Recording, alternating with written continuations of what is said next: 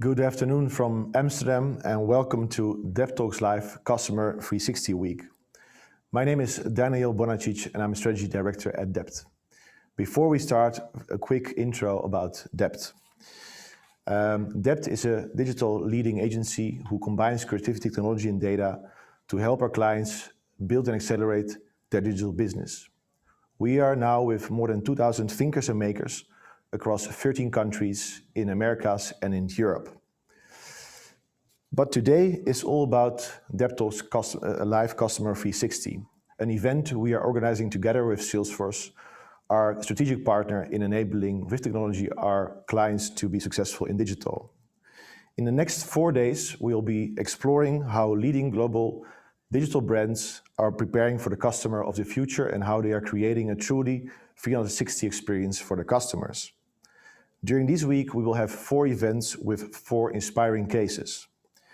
Today is the first day, and today with me is our very special guest, Carlo Klaassen, Head of E-commerce at Stichd, a PUMA Company, who was in the lead of a very, very special project which he did with us together, the build and design of the e-commerce shop of Manchester City. Welcome, Carlo. Please introduce yourself. Thank you, Daniel. Good to be here. I'm head of e-commerce at Stichd. And in that role, I am responsible for several fan stores. The newest one is the Man City e-com store. But next to that, I also manage the official McLaren F1 store, the Mercedes F1 store, the American F1 team Haas, and we have a multi-brand F1 or motorsport store, I should say. It's our sort of homegrown baby called Fuel for Fans. Those are the stores that I manage in Stichd. Cool. very impressive list of big brands there out there. But today we will talk about the shop which you built for Manchester City.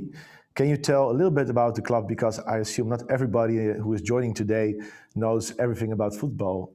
Can you give us a small idea of what Man City is? Yeah, so Man City is, yeah, as they say it themselves, one of the best clubs globally, playing football on always on Champions League level. They didn't win the last Champions League final, but you know that's They were in the finals. they were in the final, So indeed. yeah, Indeed, yeah, they won the Premier League last year yeah, for several times. yeah. So yeah, they're really yeah one of the Cool, best football clubs in the world. cool. And you mentioned a few brands which are, of course, in motorsports and car sports. How did you end up at Man City? What is the relationship? Yeah, so Stichd is a PUMA company. Yeah. So we're fully owned by PUMA, and yeah, in that relationship, PUMA is also the main sponsor of of Man City. Okay. Yeah. So yeah, as you can imagine, That's that's a close link. yeah. Although we still really needed to pitch Yeah. to become the e-com, and we're also the partner for running the bricks and mortar store. Okay. So at the stadium, Okay. the store there is also run by our company, Okay. of course, together with the club, Yeah. and also, of course, also the e-com and the bricks and mortar store are connected. So yeah, we're trying to give a full omni-channel experience, as you call it. That's why we invited you today, because it's truly 360. Indeed. Today, I want to talk a little bit about the strategy and the ideas behind the shop, which is now live. Also, what your ideas for the future are with the shop. But also, I want to talk a little bit about how it is to do e-commerce for fans instead of consumers, or I don't know, people who like fashion, because I can imagine it's very different. But let's start with at the basis with the strategy behind the current shop. What were the goals and what was the strategy behind the shop, which is now live today? Yeah, so when we started talking with Man City, um, we thought like, okay, we have experience with events in the Formula One world because we're also responsible for selling track sites to on all the circuits that play a role in the Formula One World Championship. So there's where we have experience. We have experience online with the stores that I just mentioned. But with Man City, it's like an event every game. So we thought, okay, this is the best, yeah, well, opportunity also for us to bring that experience together, the experience that we had, let's call it offline, Yeah. and online. So that was the kind of the core idea of the shop. And how did it play out in reality? So where do you stand in that regard? How integrated is it? And can you tell a bit about what you realized with the shop? Yeah, so well, one of the things that we do is real click and collect, and I know that's not like, okay, that's not too high Still. tech, but still it is real click and collect. So we use a stock that is available in the stadium store, Okay. actually, and not stock in a warehouse and send that to the shop where you can collect it. Okay. So that's one of the things where we are really connected. Yeah. But also the fans that are a member of the fan program of Man City, they can use their membership in store, but also online, of course. Yeah. And we are also really connected to their database Okay. in store and online. So we don't have our own customer database. Okay. It's fully connected Nice. with Man City. So we really, yeah, we really want to have a seamless experience for the fan, whether he is watching online maybe, or buying online, or if he visits the stadium. Yeah. Interesting. And the shop is built on Salesforce Commerce Cloud. That's also the reason why we're talking about it today. Can you share a little bit, a few kind of learnings and highlights from the project? Because it's now live. Of course, you're working on to improve it further, but the past months / 6 months, what have you learned and what were the ups and downs of the project? And yeah, share some insights. Yeah. So the of course the one of the main things and main concerns is always performance, and that's something that is, well, it's not easy probably for Salesforce, but it's easy for us with the Salesforce platform that you can always rely on that. Yeah. We're not worried. Maybe you heard a bit about the news, like Ronaldo maybe joining Man City, those things. And the thing that I'm not worried about is will this shop keep performing? But for me, there was no question about that, because also our experience in motorsport, where we sometimes have Lewis Hamilton tweeting, we saw that the shops, the technical, they never blink. Yeah, that's no problem. That's so great. At least that's one worry that we don't have. Yeah. One less thing to worry about. But the other things in the platform are for us was the getting the right connection with the club data, because our store, for the fan, it's not really important that Stichd is managing the store. It's a Man City store. So the information that we give on the store needs to be the same as what Man City brings on the .com. So to get the same information, we are using different APIs to make sure that we always show the same information on the store as on the .com. And I think that's one of the key differences compared to our other stores. So it's kind of well integrated with kind of the data and the CRM of Manchester City. Interesting. But from what I learned, Manchester City, of course, already had a very strong platform, the website, where a lot of fans go to for information, for news and updates. How did you integrate that shop with the website, and how does they relate to each other? Can you tell a bit about that? Because I can imagine that was quite a challenge. Yeah, well, to be fully honest, the identity integration, because that's what we integrated, the identity management system of Man City, which they use for card holders, but also for their subscription service for to watch the games and highlights of the games. That's fully integrated also in our store. And there was, not that much work, to be honest. They used it already for other services, and we could tap into that. And the developers did a really good job. They followed the specifications, so that was not that big of a challenge. And the same accounts for, so we are connected also to their fixtures, the games that they play and the results, their database. And that was also pretty smooth.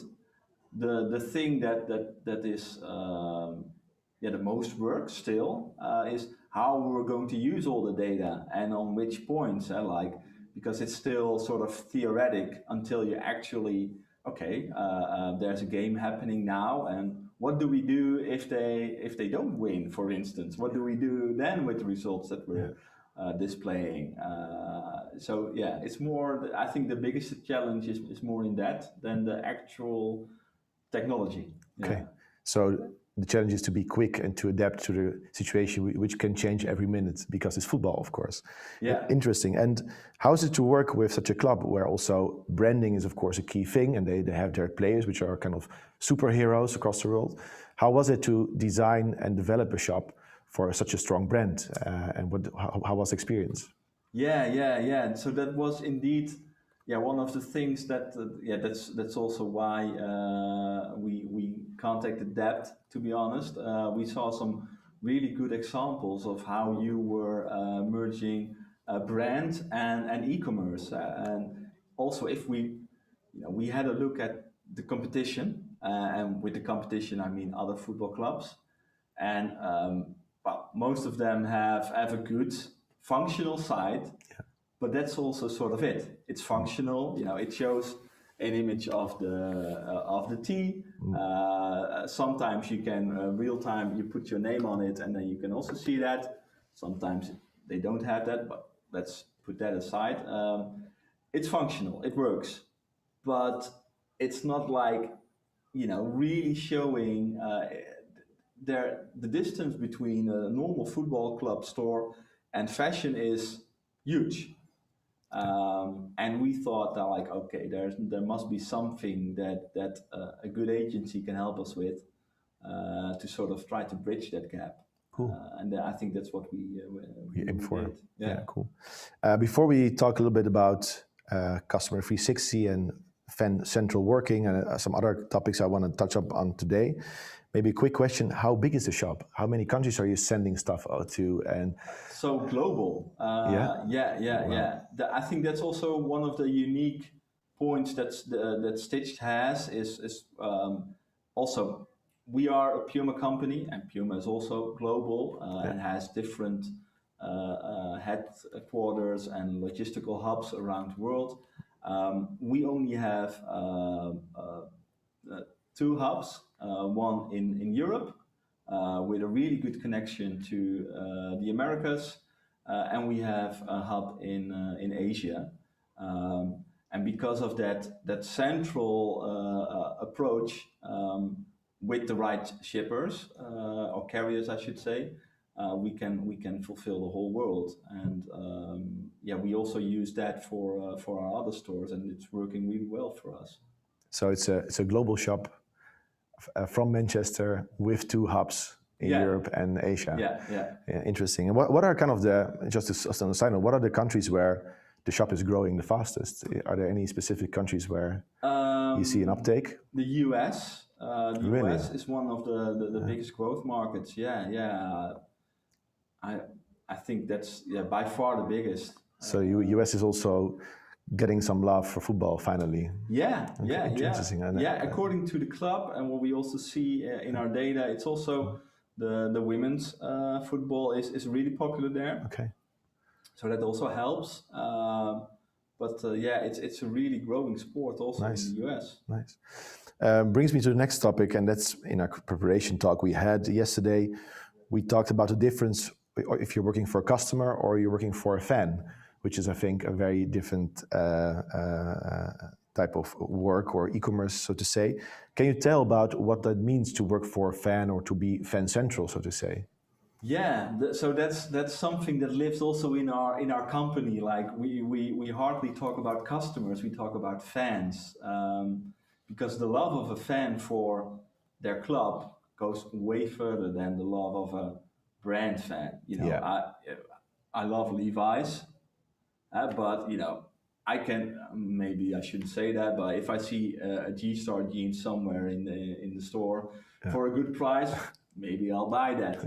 But of course, if you're supporting Man City, the Blues, you won't buy a Man United shirt just because it's £10 cheaper. That's also not discounted. No, you will never buy it. You'll never buy it, yeah. You'll probably buy it to burn it in this case. I'm not saying you should burn any shirts, don't get me wrong. So that's you see that everywhere. So that's a different approach.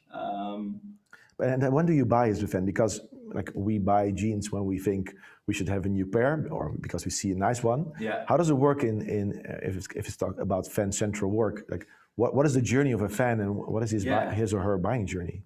Well, that's a good question. Also, because there's one big moment every year when they release the new shirt. That's a big moment. You need to be ready.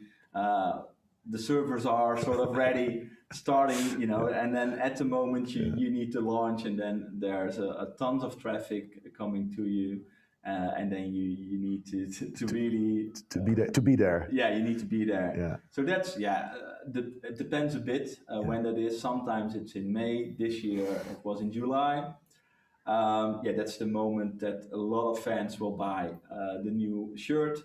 Especially if it's a bit different from the year before and if it looks better. Yeah. So that's always something that for in the Man City case, PUMA decides. Yeah. They design it together with the club.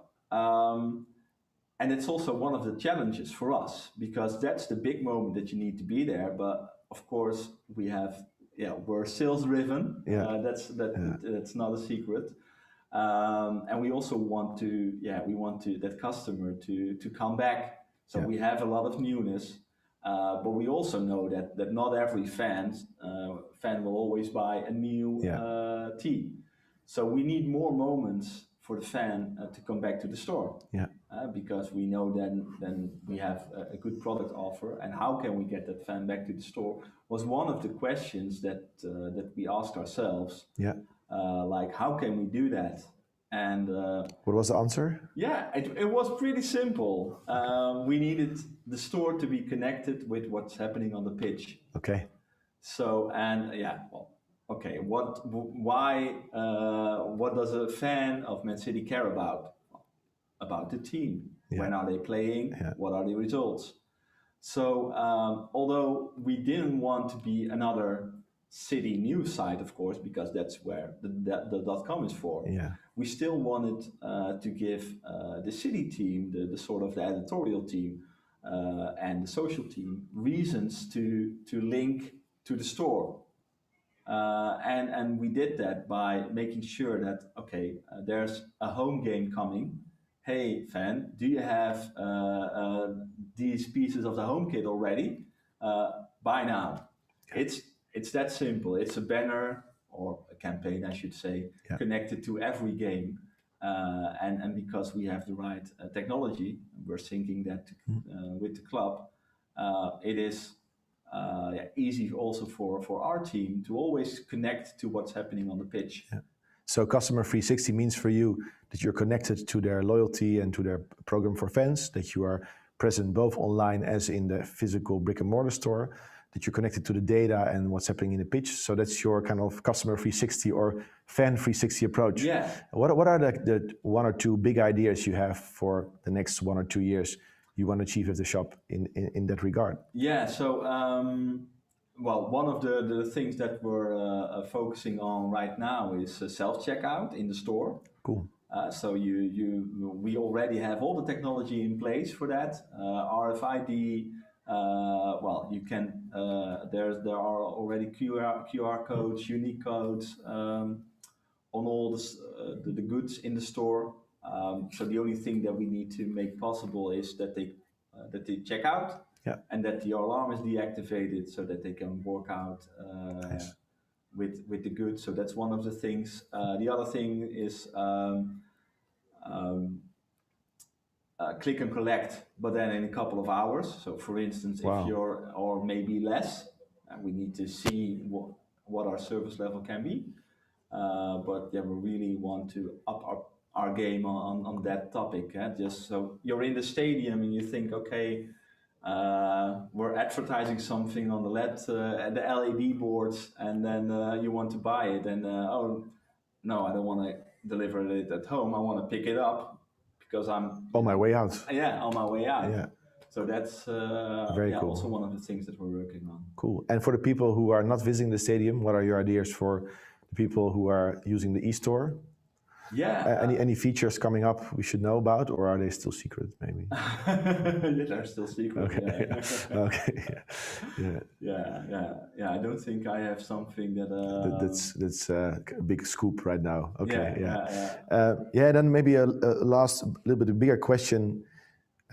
We as agency, we see a kind of a merge between fashion and gaming, especially esports, between sports and esports. So fashion is kind of moving also with the collaboration between Balenciaga and Fortnite, which also is part of esport, etc. How do you see this happening also for Man City, and do they take steps in this regard to kind of bridge the gap between digital sports and physical sports and the actual merchandise? Any stories to tell there? Well, the story that I do have to tell is that well, I have a son, 10-year-old. He loves to play FIFA, and he did that already before I started to work on the Man City project. And his favorite football club is Man City because it's a 5-star team in FIFA. So he loves to play with Man City. So that's for me. If I have the ultimate fan in mind that is not in the Manchester area, because my son is here in the Netherlands, so he can't visit a real game that quickly. I always think of him like, okay, there are probably around the world a lot of girls and boys out there that like to play FIFA and will become a Man City fan. Interesting. So going forward, one of the things that we're discussing with the club, how can we maybe do something in the future with FIFA? Maybe if you play with Man City and win a tournament, that you get points or whatever, of course, that you can use on the actual citizen program that they have online. Very cool idea. For me, that would be really bridging the gap. Interesting. So he became fan through playing with the club in FIFA.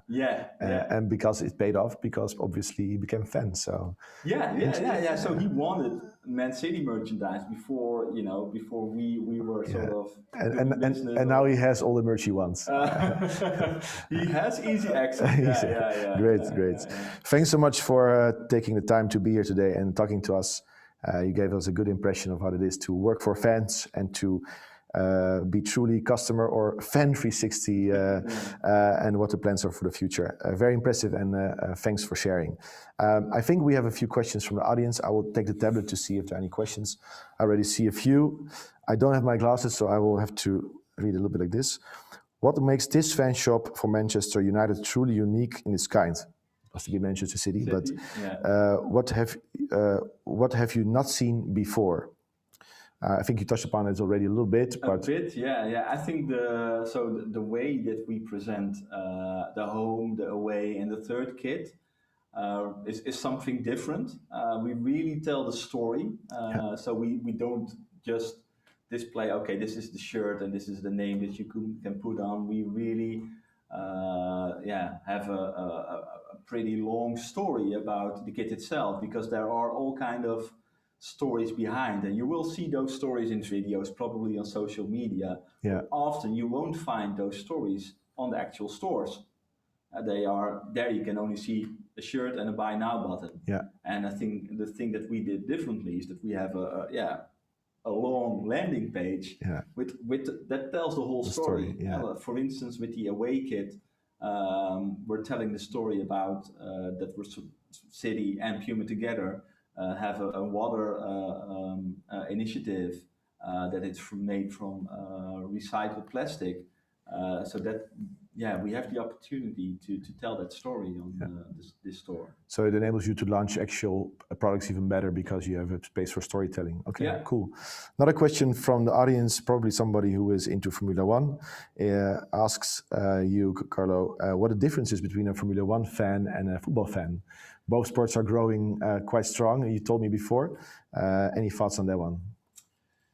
So the difference between a football fan and a Formula One fan, I think one of the biggest differences is if you look at the orders. Formula One customers, they don't focus on one driver or team. It's not strange to see somebody ordering a McLaren tee with a Red Bull cap, or a Ferrari jacket with a Williams hat or anything. That's not strange. I'm not saying that every Formula One fan always supports multiple teams, but that is something, in football, you're either, you're City or United, you're Barcelona or Madrid. You won't probably, as far as I know, shouldn't touch the mic. You shouldn't, you never see fans supporting two clubs. Interesting. So for me, that's one of the key things that stand out. That's a good insight. Last question for myself. I realized I didn't ask before. So you built the shop, or the project was done on Salesforce Commerce Cloud. Are there any ideas for Einstein personalization, even better use of data? Maybe a quick answer there. No, definitely. So we still have a long to-do list, a feature list, and that's definitely on the list to add to that. And of course, there are always. It's a project that went live halfway July. So we're still. It's still a young, pretty young store. And people who want to visit the shop, they can go to shop.mancity.com. Shop.mancity.com. Thanks, Carlo. This was the end of our talk. Thanks for watching. Thanks for the questions. This was the first talk of 4. The next ones are this week with other brands. Thanks for being here, and goodbye. Thanks, man.